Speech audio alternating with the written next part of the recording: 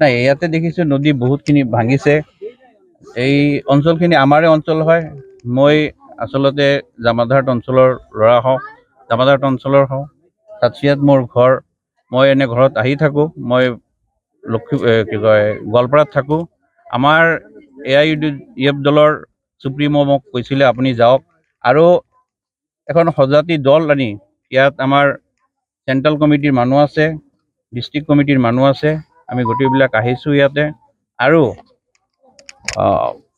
Video' কনফাৰেন্সিঙত আমি আমাৰ দলৰ চুপ্ৰিমৰ লগত মৌলানা বদৰুদ্দিন আজমল আল কাছিমিৰ লগত আলোচনা কৰিলোঁ। তেখেতে খুব মৰ্মাহত হৈছে। তেখেত আমাৰ MP আছিলে, এইবাৰ তেখেত MP হ'ব পৰা নাই, কিন্তু আমাৰ পৰা সিহঁত আঁতৰি যোৱা নাই। আমাৰ প্ৰতি তেখেতৰ মন সকলো সময়তে আছে। তেখেত আমাৰ কাৰণে কান্দি থাকে। তেখেতে কৈছে যিমানখিনি পাৰোঁ মই সহায় কৰিম। ইতিমধ্যে তেখেতে 1 লাখ টকা দিছে আৰু কালিৰ ভিতৰত আহি যাব বুলি কৈছে। মই নিজেও 50,000 টকা দিলোঁ আৰু আমাৰ অঞ্চলৰ সকলো মানুহক কৈছোঁ যিহঁতে পাৰে দিবলৈ সিহঁতে যাতে অলপ অলপকৈ দিওঁ এই অঞ্চলখন যাতে আমি ৰক্ষা কৰিব পাৰোঁ। আৰু বিশেষকৈ আমাৰ MLA ছাৰক, MP ছাৰক কৈছোঁ আপোনালোকে আহক, নহ'লে আপোনালোকে প্ৰতিনিধি পঠাওক, যাতে কেনেকৈ এই অঞ্চলখন ৰক্ষা কৰিব পাৰোঁ সেইখিনি চাওক আৰু চৰকাৰৰ লগত কথা পাতক, এডমিনিষ্ট্ৰেশ্যনৰ লগত কথা পাতক। এইখিনি ক'লোঁ। এইখিনি কৈ মোৰ বক্তব্য সামৰিম। আসসালামু আলাইকুম। আচলতে আমি যে ইমান সহায় কৰিব পাৰিম তেনেকুৱা সক্ষমতাও নাই। যিমানখিনি পাৰোঁ মোৰ সক্ষমেৰে এই অঞ্চলত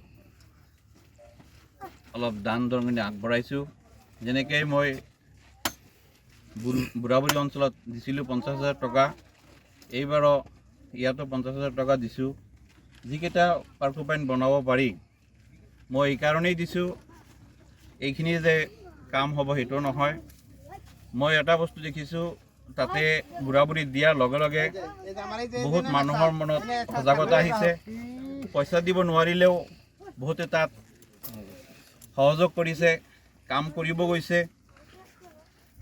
আমাৰ AIUDF দলৰ চুপ্ৰিমো মৌলানা বদৰুদ্দিন আজমল চাহাবে লগে লগে 2 লাখ টকা আগবঢ়াই দিছে আৰু বহুত মানুহে তাত যিমানখিনি সক্ষম আছে 500 হওক 1000 হওক তেনেকৈ আগবঢ়াই দি আৰু যেতিয়া চৰকাৰে দেখিলে, বিভাগে দেখিলে, এডমিনিষ্ট্ৰেশ্যন দেখিলে মানুহে নিজে কাম কৰি আছে, তেতিয়া সিহঁতেও আগবাঢ়ি আহিছে আৰু আজি সকলোৰ সহায় সহযোগিতাত বুঢ়াবুঢ়ী অঞ্চল অলপ হ'লেও পজিটিভৰ পিনে আহিছে। নহ'লে বুঢ়াবুঢ়ী অঞ্চল বিচ্ছিন্ন হৈ গ'লেহেঁতেন, নাথাকিলেহেঁতেন। আৰু তেনেকুৱা এটা আশা লৈ মই ইয়াত আহিছোঁ। ইয়াতেও মই 50,000 টকা দিছোঁ আৰু মই এই অঞ্চলৰ সক্ষম ৰাইজক যিমানখিনি পাৰে, কাৰো প্ৰতি কোনো নাই যে আপুনি ইমান দিবই লাগিব বা দিবই লাগিব তেনেকুৱা কথা নহয়। যিমানখিনি নিজৰ তৰফৰ পৰা দিব পাৰে আমাৰ পুৰাবেইটা অঞ্চলৰ ৰাইজক কৈছোঁ, যিহেতু এই বালাটেৰী অঞ্চলখন যদি ৰক্ষা কৰিব পাৰোঁ তেতিয়াহ'লে আমাৰ পুৰাবেইটা অঞ্চলখন ৰক্ষা পৰি যাব। সেইকাৰণে মই পুৰাবেইটা অঞ্চলত থকা যিমান দোকানী আছে সিহঁতে কিঞ্চিতমানকৈ যদি সহায় সহযোগিতা আগবঢ়ায় তেতিয়াহ'লে দেখা যাব বহুতখিনি হৈ যাব। তাত থকা শিক্ষকবিলাকেও যদি কিছুমান পইচা দি দিয়ে বহুতখিনি আমি আৰ্থিকভাৱে আগবাঢ়ি যাম আৰু ইয়াতে বহুতখিনি পাৰ্কো পইণ্ট বনাব পাৰিম আৰু প্ৰটেকশ্যন দিব পাৰিম।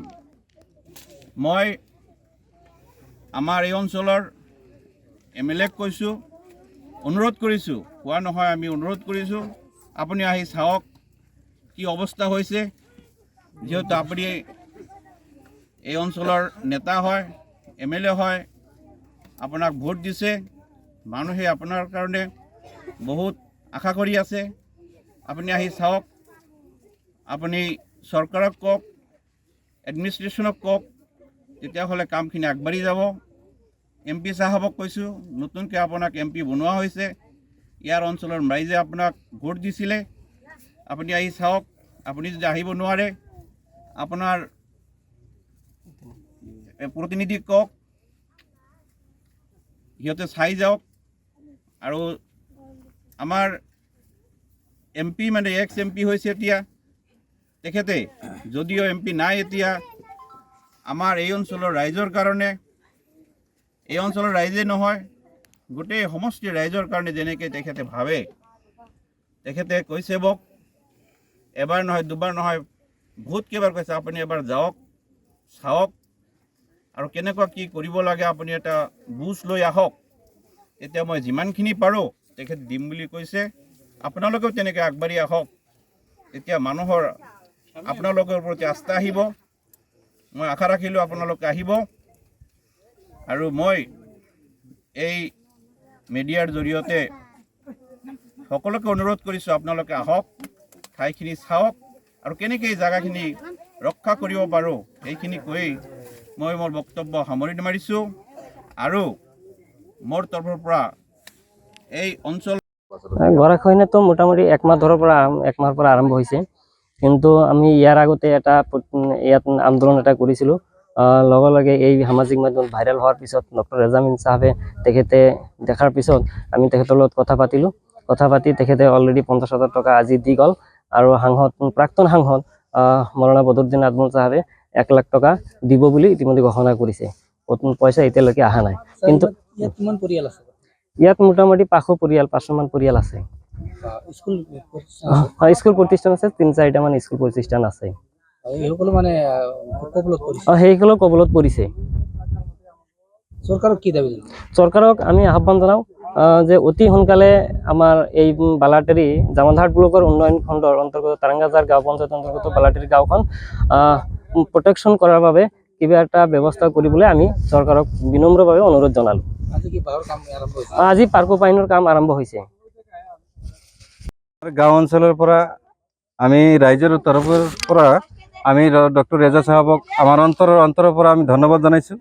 সেয়ে আহিছিল, ইয়াতে আহি পৰিস্থিতি চাই আমাক 50,000 টকা অনুদান আগবঢ়ালে। নিজৰ ব্যক্তিগত তহবিলৰ পৰা 50,000 টকা মানে অনুদান আগবঢ়ালে। মানে আমাৰ মানে লাগি আছে যে 50 লাখ টকা আমাক মানে ই দান কৰিছে। গতিকে বদৰুদ্দিন আজমলো এই ভিডিঅ' যোগে আমাৰ ৰাইজক জনাইছে আৰু সিহঁতৰ মানুহক জনাইছে যে আমি 1 লাখ টকা অহা কালি বা পৰহুত দি দিম। ঘোষণা কৰিছে, কিন্তু পইচাটো অহা নাই। গতিকে আমি ডক্টৰ ৰেজাক আমাৰ অন্তৰৰ পৰা ধন্যবাদ জনাইছোঁ। আৰু বদৰুদ্দিন আজমল চাহাব আৰু যদি পাৰে আৰু আমাক আৰু সহায় কৰক, আমি তাৰ কাৰণে তেখেতক আমি মানে দাবী জনাইছোঁ।